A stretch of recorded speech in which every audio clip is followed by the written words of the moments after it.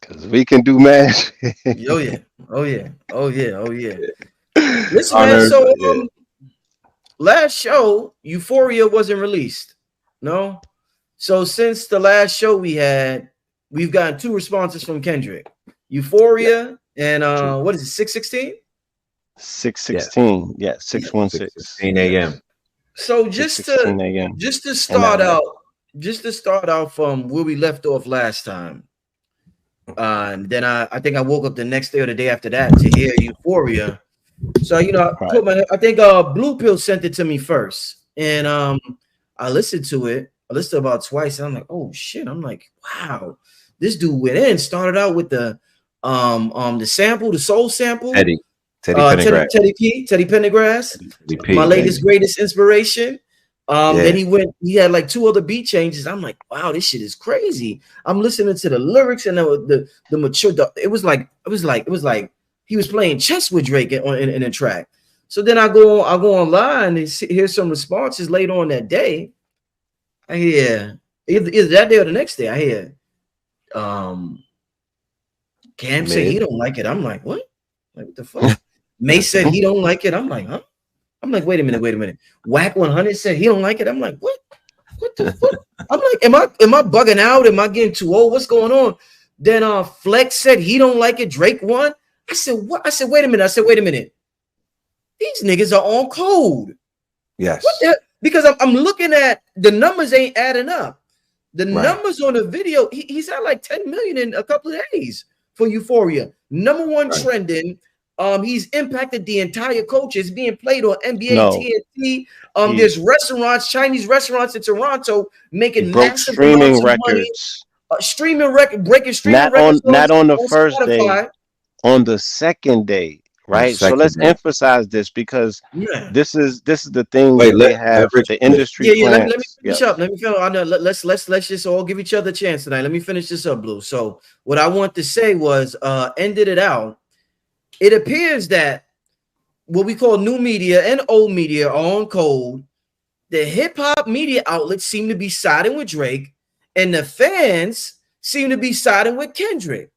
Yes, Right. Amazing. I thought I was in bizarro land at first. I thought I was getting I thought I didn't know what I was talking about. I thought I was bugging out. Then I'm like, oh, I got what's going on. So we got something here where niggas is on code for whatever reason. We're gonna talk about that.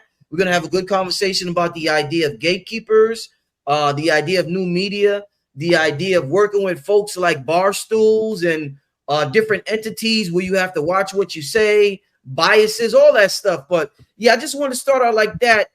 It just seemed like the hip hop media outlets and the fans have two completely different reactions to what's going on in hip hop, and we'll get into a plethora of things. But go ahead, my brother Blue. Go ahead. What you were saying? Yes. We've initially been saying that we need a revolution in hip hop media Yeah. because hip hop media is an extension of the hip hop industry, the right? labels.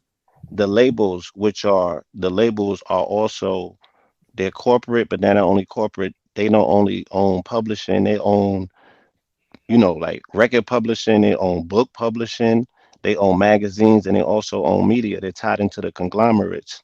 Mm, So the goal is always to control the narrative, as we continuously say, by any and all means, always control the narrative. So the narrative has to be in alignment with the corporations' corporate interests are. They're transnational corporations that are conglomerates. So Universal Music is also attached to the Universal Movie Division, is also attached to X, Y, and Z, but they're also the main funders, they said, to the six God charities that deal with arming them for security in that region. Now, this is mhm, coming from the music industry, right? And they also are participating in multinational business endeavors as well, right? They're almost like a bank, if you will.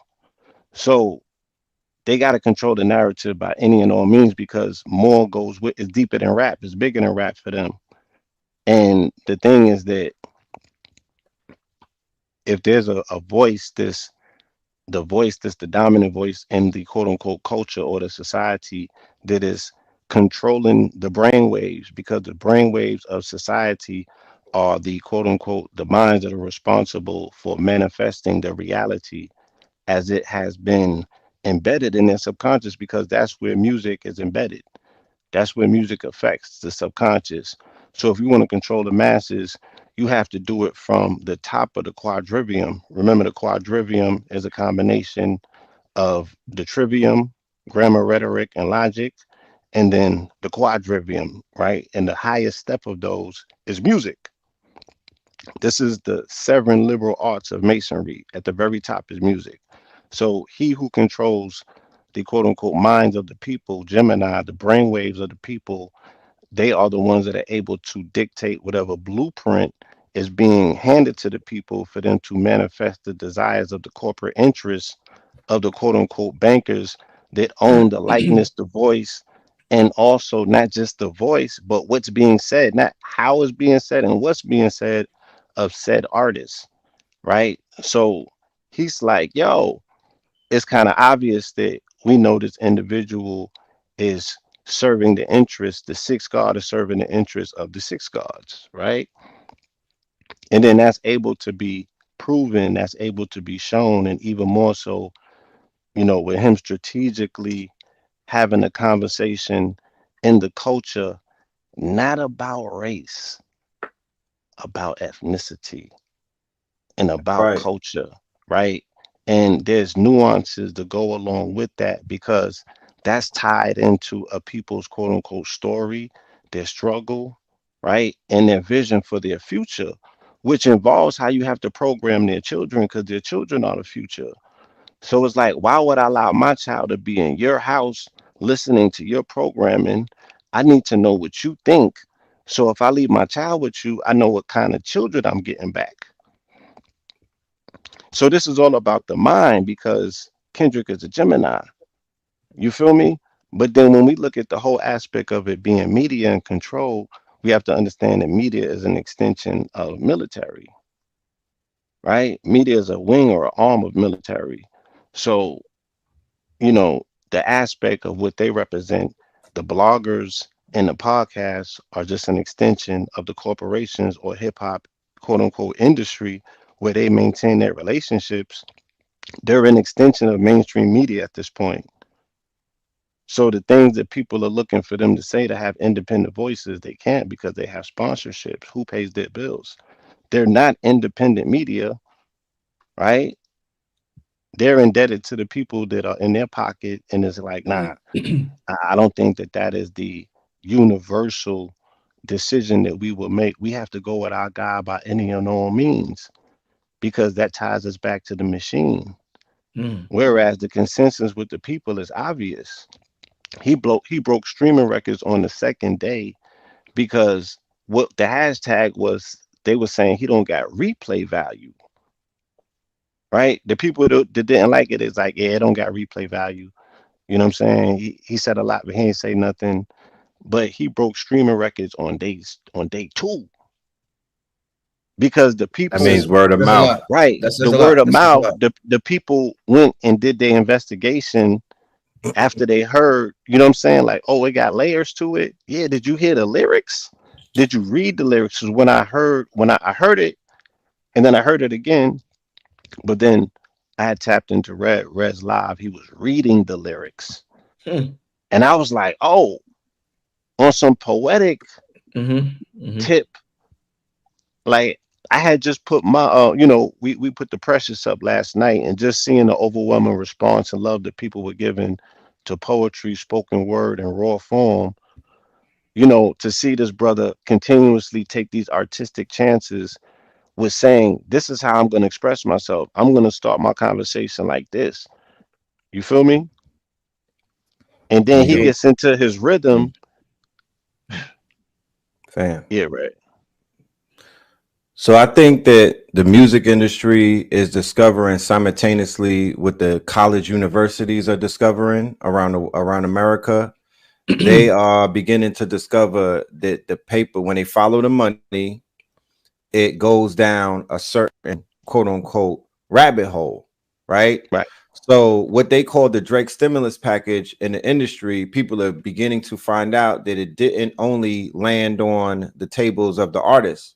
The Drake stimulus package extended to the bloggers. The Drake stimulus package extended to the streamers. The Drake stimulus package extended to the influencers. They are on top of influencer marketing. OVO is not, you know, they as a brand and as a marketing brand, their marketing arm is very strong. They know who to contact. When I saw Mace and Cameron with OVO Letterman jackets on, I already knew what I was looking at. Right when they had the OVO, they got the Owl Letterman jackets on, and their take on the battle was what it was. Barstools is the parent company of Gilly and Wallow, and what their take on the whole situation, I understood what that was. Funkmaster Flex, his take on, he was with Ebro, he was with Peter Rosenberg, and you already know who he aligns with, right? He's a six god. Right. He was like, yo, Kendrick all day. Ebro, who is the program director, who theoretically is over Funkmaster Flex, right? He is of biracial descent. He was like Kendrick all day. And then Flex was like, nah, I'm going with Drake. I shared with y'all on the last show that there's a preferred demographics that is the prize of this war. The preferred demographics that is the prize of this war is my son in them, right? He is 16 years old. They are looking, they are trying to get the 16 up to the 25-year-olds. People like us, they already threw us away. It doesn't matter. So for the blogs that are playing themselves and they're siding with you with the boy and whatnot, we know why they're doing that. They are aligning themselves with a certain demographics of youth. They want to be on their side, right? And another thing that has to be highlighted is the dangers, or we're seeing in real time what the bots can do. Okay, bot magic. Because when they released Euphoria, if I took what the bots were saying on Instagram for word, and that's why Blue said the second day the streaming broke the record, because people were being influenced by the bots on the first day, and they were being influenced by the blogs and whatnot. But then when they started to see the reviews and people were reading the lyrics, and they were like, wait a minute, oh, hold on, what is he saying? You know what I mean? But when it came to the snippets and when it came to the bots in the comments, they threw me off. I was like, oh yeah, that shit is mid. I posted it on my page to show what somebody said. But in hindsight, when I went through it, I'm like, I'm never listening to the comments again, because these are all paid bots. Right. Yeah, no, definitely. Controlling the narrative. Controlling the narrative. You know, I already seen in the comments, several comments, people being triggered, and we've seen this all over Instagram about Kendrick telling Drake he can't say the N-word no more. I'll just say the N-word for now. Let me just put one up. And I even on so-called, I don't even know if this is a bot or not. It hurts me to see black people to criticism of Drake's blackness as a white person. Yeah. So there's so many people who are allegedly triggered by him saying Kendrick can't say the N-word. Somebody in the chat earlier wrote, "Is my biracial grandchild allowed to say the N-word?" I want to ask y'all: did we miss the point in Kendrick's response in Euphoria? What I feel as though it may have been more about Drake's disdainness for black people in general, like him wearing a blackface, or his I guess you could say his insecurities about his blackness. I think maybe he might have been targeting that. Maybe that was his reason, Kendrick's reason for saying that line, more so than the fact that he was biracial. I want to get y'all opinions on that. Did a lot of people miss the mark about what point he was trying to make when he told Drake he couldn't say the N-word no more? I feel that people who are catching those strays and whatnot are being very hypocritical about how they indulge in the culture, because these same people indulge in Sexy Red's lewdness. These same people indulge in the gunplay of their favorite rappers. These same people indulge in all type of derogatory statements that rappers make, and they don't take it personal nor do they say, can their grandchild or their, is this going to affect my grandchild? You know what I mean? Right. This Right. is battle rap, ladies and gentlemen. I don't want to be the one to be the bearer of bad news, but in battle rap, things are said in battle rap.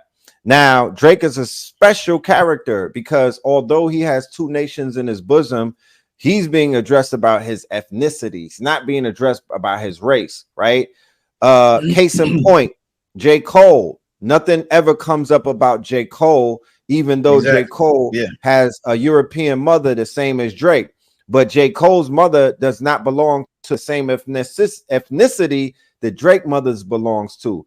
Drake mother belongs to an ethnicity that he claims. This guy, he claims that ethnicity. So he's claiming both nations. And that nation that he claims, right, is why Kendrick is like, you know what?